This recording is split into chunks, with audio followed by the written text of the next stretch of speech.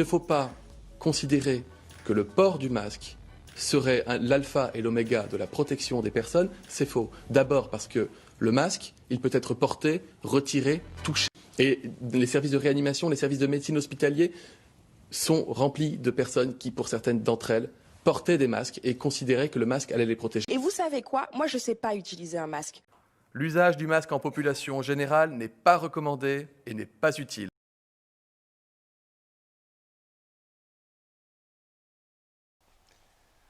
Eh bien, bonjour les amis, pour une nouvelle vidéo aujourd'hui. Et non, vous n'êtes pas sur une chaîne cochonne.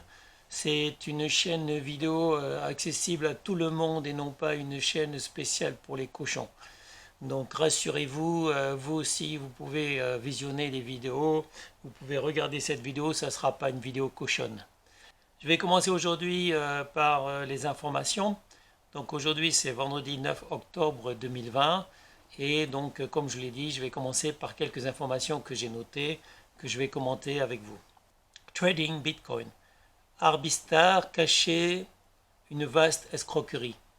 Donc, on a parlé déjà ici sur cette chaîne vidéo des Bitcoins et je vous ai déjà mis en garde concernant l'éventuel achat des Bitcoins. Donc, je ne vous encourage pas à vous procurer des Bitcoins. Il y a tellement de gens qui ont perdu de l'argent avec. Donc, la justice espagnole enquête sur Arbistar, dont le service de trading de Bitcoin cacherait en réalité une pyramide de Ponzi. Pour les investisseurs des particuliers, cette escroquerie aurait englouti pour $1 milliard d'investissement. Voilà, donc encore une société qui a fait perdre de l'argent à des gens qui ont voulu acheter des bitcoins. Le service pourrait dès le départ avoir été conçu comme une pyramide de Ponzi. Le vernis aurait commencé à se craqueler en septembre. Sans préavis, Arbistar gelait les comptes de ses clients investisseurs avant de cesser toute activité. Il y a beaucoup de plateformes de vente de bitcoins qui ont cessé toute leur activité. Beaucoup qui ont fait perdre, en tout cas la plupart ont fait perdre de l'argent, énormément d'argent aux investisseurs qui ont osé acheter les bitcoins. Donc moi je ne conseille pas évidemment. D'importants retraits de bitcoins en février. Selon des informations, ces fonds représenteraient $1 milliard en crypto-monnaie. Là encore, le patron de la plateforme Bitcoin dément. D'après Fuentes, la valeur réelle n'atteint pas même un dixième de ce qui est spéculé. Donc les valeurs supposées du Bitcoin sont en fait, d'après lui, est 10 fois inférieures à ce que l'on prétend. C'est-à-dire quand on vous dit le Bitcoin ça vaut énormément d'argent, ben, vous pouvez déjà diviser au moins par 10. Stigmatisation, les femmes voilées en entreprise contraintes de réorienter leur carrière. Certaines femmes revoient leur ambition à la baisse face à l'impossibilité d'exprimer leur religion. On est en France dans un pays qui n'est pas islamique, donc un pays laïque qui autorise toutes les religions à condition qu'elles s'expriment dans le cadre privé. Donc ces femmes musulmanes qui veulent exprimer leur islam, leur attachement, leur amour à l'islam, eh bien je leur conseille d'aller dans un pays musulman. Toutes ces femmes voilées qui veulent montrer leur attachement à l'islam, tous ces musulmans qui veulent montrer leur foi en l'islam, ben, je leur conseille d'aller dans un pays musulman, sachant que moi, par exemple, qui ne suis pas musulman, moi, par exemple, si je voulais aller dans un pays musulman avec une Bible, je me ferais tuer. Donc, je me ferais tuer ou j'irais en prison directement parce que je n'ai pas le droit de montrer que je suis chrétien. Si je suis juif, je n'ai pas le droit de montrer que je suis juif. Si je suis bouddhiste, je n'ai pas le droit de montrer que je suis bouddhiste. Donc, quand je vais dans un pays musulman, je respecte les lois musulmanes, je respecte les lois du pays. Pourquoi les gens qui sont musulmans, quand ils vont dans un pays qui n'est pas musulman, pourquoi veulent-ils imposer leur islam? Ça, je ne comprends pas. On est dans un pays qui n'est pas musulman. Respectez-nous. Nous, quand on va dans un pays musulman, on respecte les lois de l'islam, on respecte les lois du pays. Une femme qui va dans un pays musulman, elle va se voiler. On ne va pas ramener la Bible, on ne va pas ramener la Torah dans un pays musulman. On ne va pas ramener la vie de Bouddha dans un pays musulman. On sait très bien que dans un pays musulman, on n'a pas les mêmes droits que dans un pays qui n'est pas musulman. Donc on va se soumettre, puisque l'islam c'est la soumission, donc dans un pays musulman, il y a des lois islamiques qui veulent que la population soit soumise aux lois islamiques. Donc quand on va dans un pays musulman, il faut se soumettre aux lois islamiques. Ici, on n'est pas dans un pays musulman pour l'instant en France, même si la France est le pays qui a le plus de musulmans en Europe. On n'est pas encore dans un pays musulman, donc il faut respecter nos lois. Voilà, tout simplement. Comme moi, si je vais dans un pays musulman, je respecte les lois du pays. C'est tout. Seine-Saint-Denis, fermeture d'une école clandestine à Bobigny. Cette école, située dans les locaux hébergeant l'association Apprendre et Comprendre, accueillait plusieurs dizaines d'enfants dans des conditions inqualifiables. Hors de la loi et des principes républicains, ça a été fermé le jeudi 8 octobre à Bobigny dans le cadre de la lutte contre l'islam radical. Encore une fois, l'islam radical s'impose chez nous en France.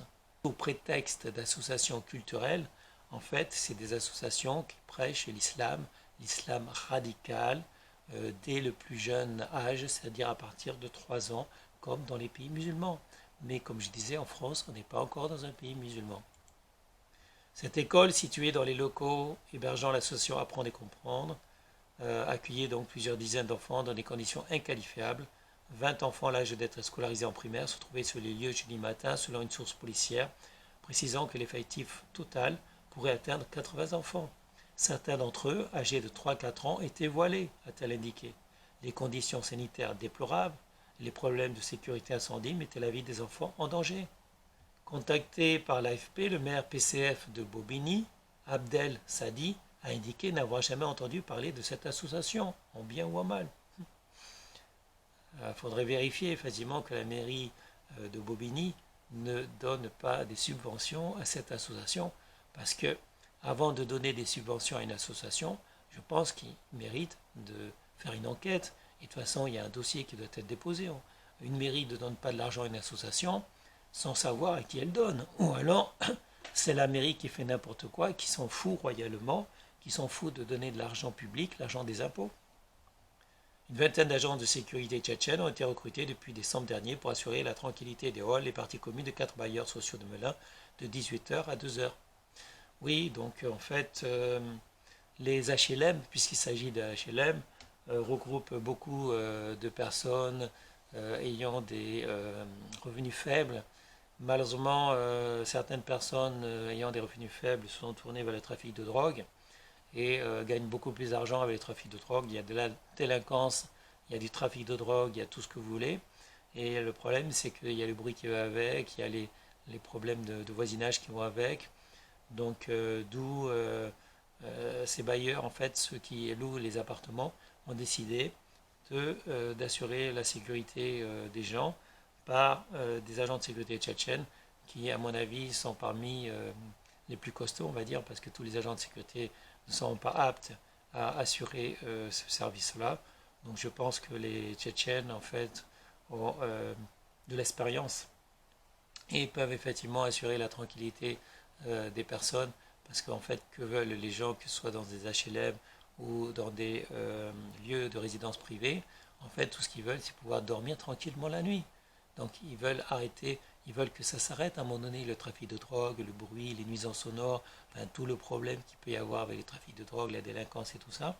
Ils veulent simplement rentrer chez eux tranquillement et reposer, pouvoir se reposer, pouvoir voir un bon film à la télévision, pouvoir bien dormir avant d'aller travailler.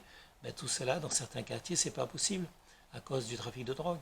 Donc si la police ne peut pas venir, parce que la police ne peut pas être partout, bon, ben moi je ne suis pas contre l'utilisation d'agents tchétchènes, d'agents de sécurité tchétchènes, qui eux ont de l'expérience dans ces problèmes-là, puisque la plupart ils ont fait la guerre. Et donc oui, pourquoi pas. Covid-19. Un Français sur 7 en télétravail en septembre. Un sondage réalisé par Odoxa pour Adviso Partners, Challenge et France Info révèle que le télétravail régulier ne concernait plus la majorité des Français en septembre. Bon, un Français sur 7, ça me paraît déjà bien. À quand le télétravail obligatoire?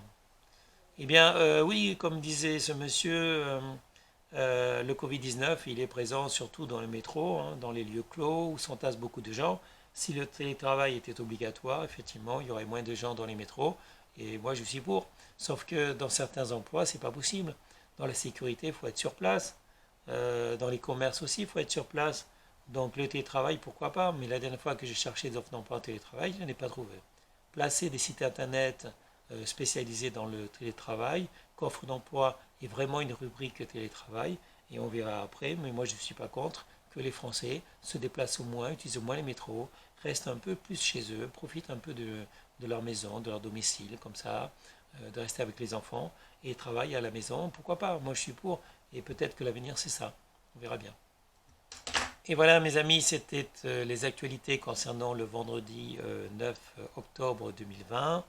Donc comme je l'ai dit, je vais vous montrer un petit peu ce qu'il y a autour de chez moi, donc ma ville, le Bourget, peut-être des villes autour. Je vous parlerai aussi de Paris.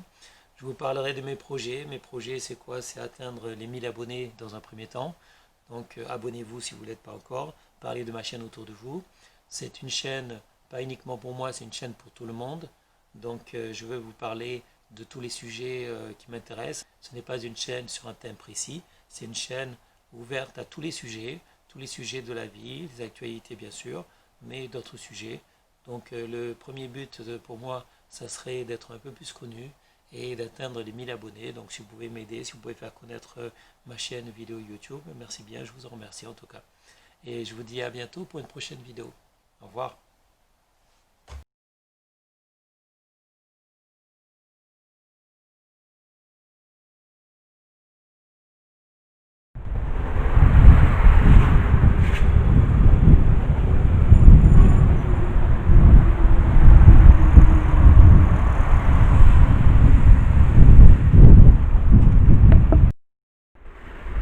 Donc c'était quelques images de la gare du Bourget. Donc on est jeudi, je publierai la vidéo demain. Donc je continuerai à filmer demain et je publierai le reste de la vidéo demain avec quelques images du Bourget, de Drancy. Et voilà, bon, je suis le youtubeur du Bourget, de la ville du Bourget, mais je filme aussi Drancy, la Courneuve et tout ça. Donc comme je l'ai dit, en fait, je vais filmer un peu de tout, de temps en temps des jeux vidéo, du gaming. De temps en temps, je filmerai donc une partie de ma vie ou peut-être des sujets comme la sécurité, la survie. Donc, c'est pas une chaîne vraiment thématique que j'ai, c'est une chaîne généraliste, comme je l'ai dit. Et je me lance des défis.